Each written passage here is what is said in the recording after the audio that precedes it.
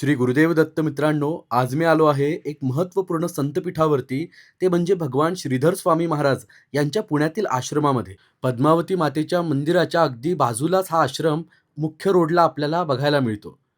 या आश्रमाचं वैशिष्ट्य म्हणजे स्वामी महाराजांचे शिष्य गोडसे बुवा यांचं हे घर. याच घरामध्ये स्वामी महाराजांचा हा आश्रम स्थापन झाला आहे.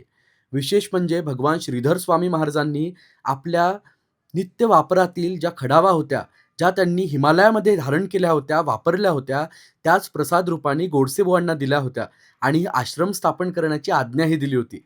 आणि स्वामींच्या कृपाप्रसादाने, करुणेने आज पुणेकरांसाठी स्वामींचा हा आश्रम आपल्याला धनकवडीजवळ बघायला मिळतो.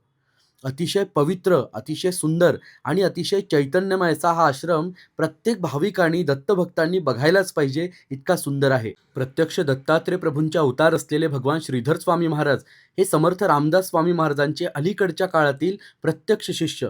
समर्थांनी समाधीतनं प्रगट होऊन स्वामी महाराजांना अनुग्रह दिला होता. स्वामी महाराजांचा हा आश्रम म्हणजे एक उपासना केंद्र आहे.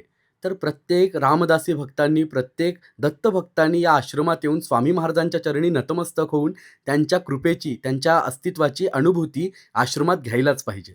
अवधूत चिंतन श्री गुरुदेव दत्त. नमस्कार.